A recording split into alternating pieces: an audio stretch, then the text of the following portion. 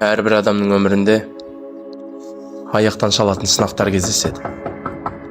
Сол сынақтардың бірі біздің дұшпандарымыз. Дұшпан қауіпті болса, өміріңнің тас талқанын шығаруы да ғажап емес.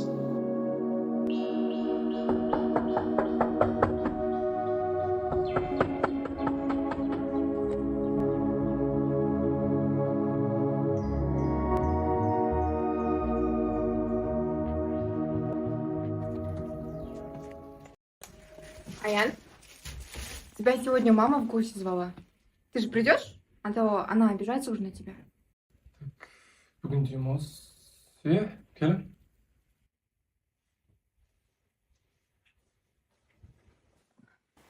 Аян, саған әлгілер тиісіп жүрген жоқ па? Кімдер? Сен қарыз болып қалған бандиттерді айтам.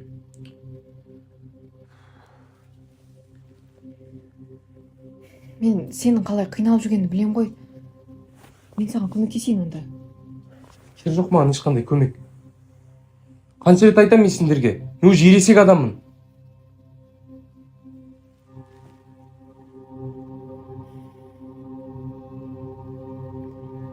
Жақсы, онда мен бара берейін.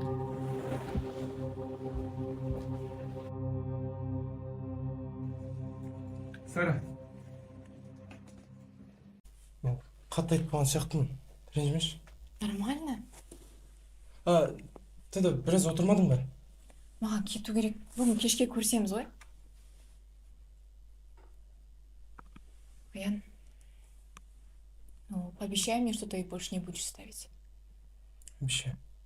Жарайды, кешке көріскен. Келс.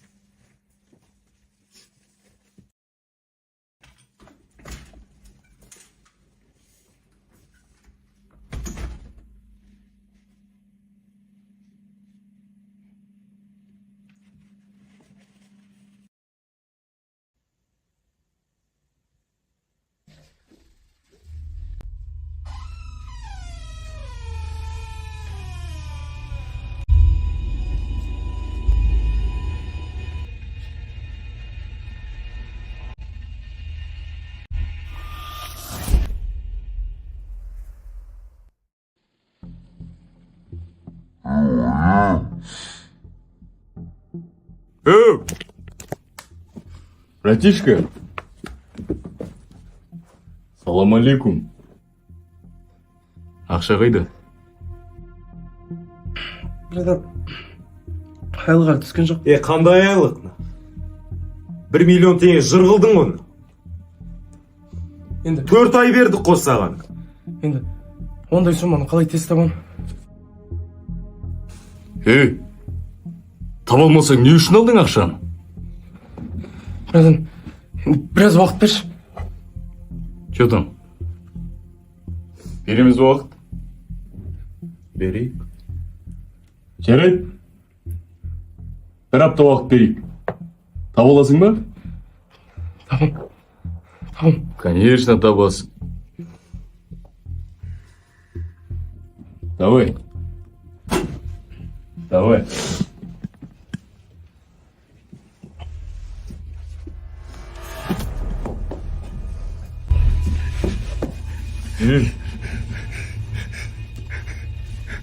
Семьяңа қарап жүр, черт!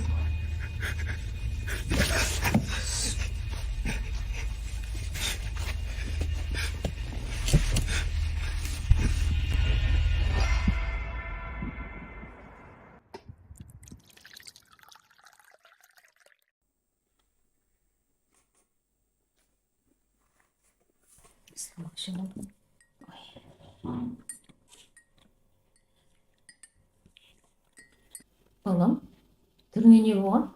Аян, бетің не болған? Жақында бір жігіттермен ерегес қалған ғой. Ой, оны қойшы, сіздерден жеңіл. Бізде бәрі жақсы.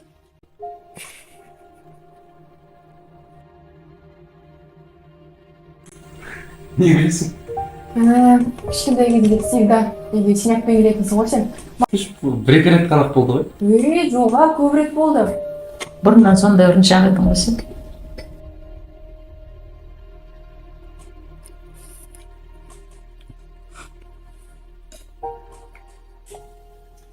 Балам, мүмкін айтарсың не болған? Ана бандиттердің ісі ғой, Бүгін ұрса ертең өлтіріп қойса қайтесің? Ой, сізде қайдағыны айтып. Скоро ақшасын қайтарамын, және бәрі бітеді. Осы қарыз деп оқудан да жұмыстан да айырылған бар. Осыны айту үшін шақырдыңыздар ма? Бақырма мамаға. Неге біз тыңдамайсың? Біз сен уайымдаған соң сұраймыз ғой. Уайымдама ақырыңыздар.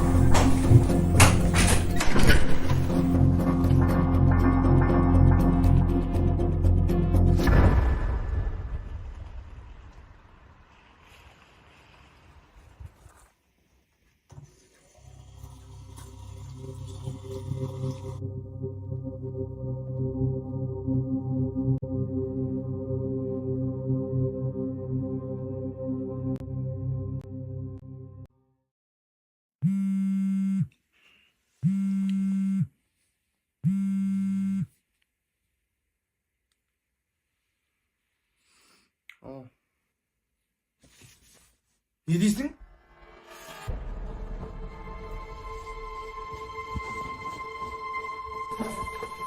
Сара, мамаға не болды? Мама қайда?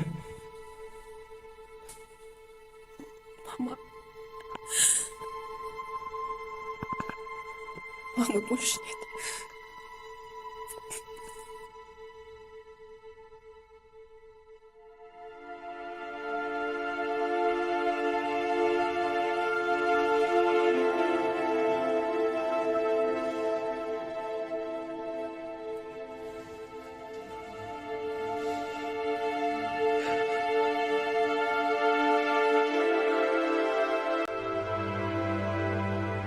Аян.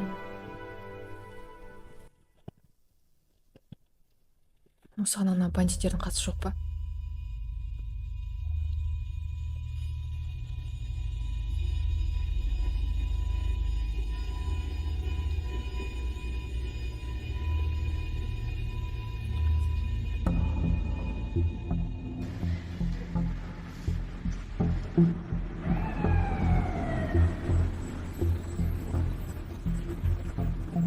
Малдар ақшадан өлдіңдер ме?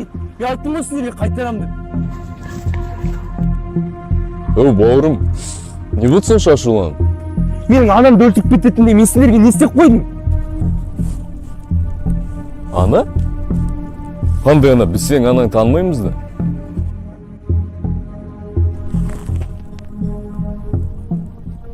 Аян? Шынымен айтып тұрсың ба?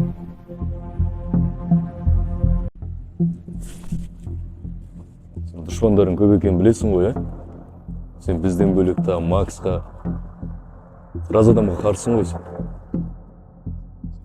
Сенің жұмысың бізге ақшаны қайтару.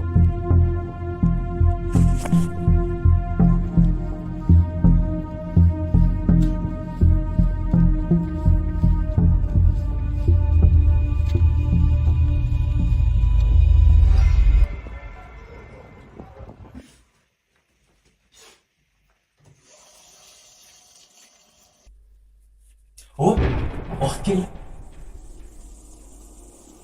Өй, қорықпа. Сен есіңнен ауысқан жоқсың. Мен сенің екінші болмысың. Ұмытып қалды ғой.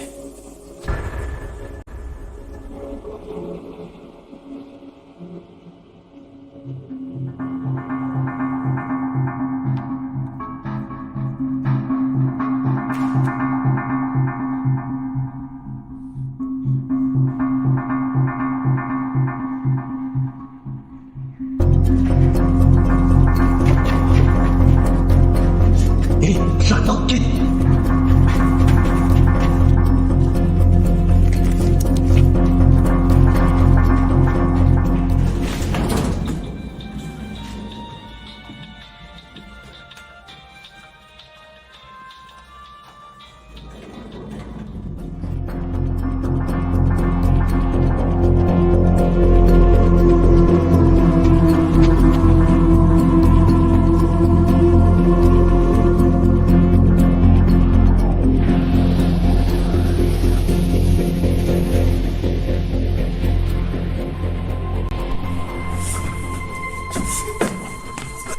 бер енді, Аян. Қашанға дейін жылайсың?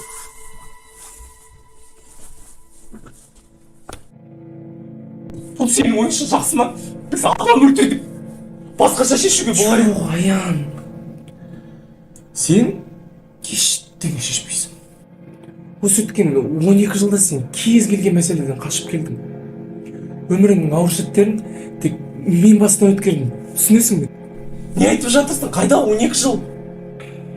Мен сені осы сәтке дейін құтқардым. Енді өзім өмір сүргім келеді. Паразит болудан шаршадым.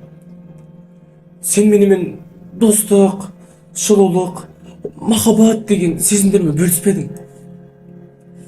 Оның орнына мен тек қана қорқыныш пен қайғыны көрдім, Аян. Мен сенің көлеңкең болудан шаршадым. Сонда сенің өмір сүруің үшін мен көлеңке болуым керек пе? Дәл солай.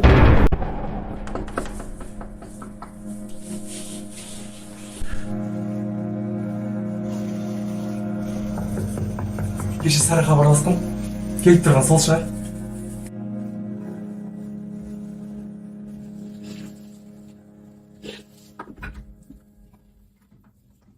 Сара. Аян, мен саған неше рет хабарласқанымды алмайсың. Телефон сөніп кетті. Мен саған мамамыздың жаназасы туралы айтайын дегем. Бүгін барлық туысқандар үйде жиналады. Бәрі дұрыс па? Жай, әлі сен алмайды. Маған да ауыр тиді. Бірақ өмір осымен аяқталмайды ғой. Ары қарай қозғалу керек дегендей. Жақсы, онда киімді ауыстырып алайын. Мен сыртта күте тұрамын сен.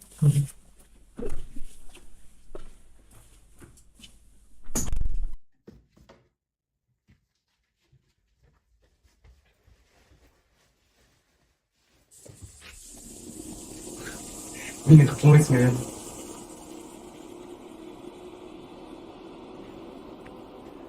Ал сен анаңды кім өлтірген туралы ойланып көрдің бе? Сен не айтқың келіп тұр? Оны өлтірген оны ақымақ бандиттар деп ойладың ғой. Бірақ анаңды өлтірген мына сенсің. Ана қалдыр, мен пышақпен сен өзің болсын.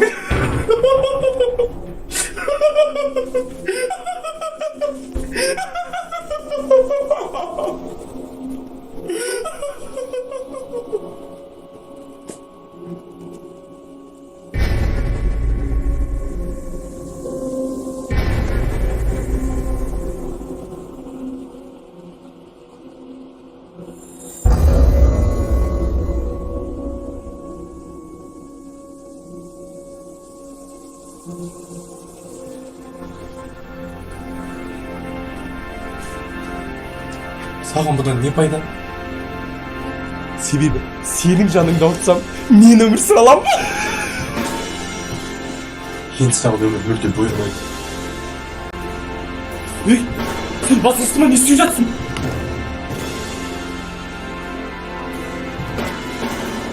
Ей, сен жынсың, мен не бүлдіріп жатырсың? Ей, сен сонда мені өзің өлтіре салмақсың ба?